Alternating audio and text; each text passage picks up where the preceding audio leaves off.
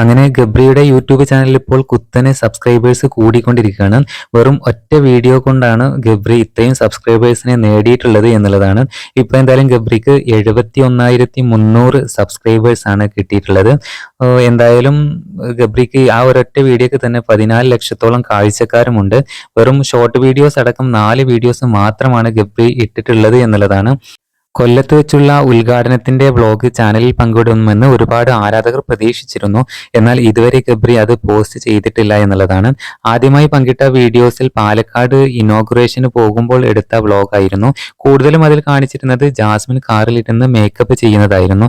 എന്തായാലും ജാസ്മിനും ഗബ്രിയും ഓരോ പ്രോഗ്രാമും കാര്യങ്ങളൊക്കെ ആയിട്ട് ഇപ്പോൾ വളരെയധികം തിരക്കിലാണ്.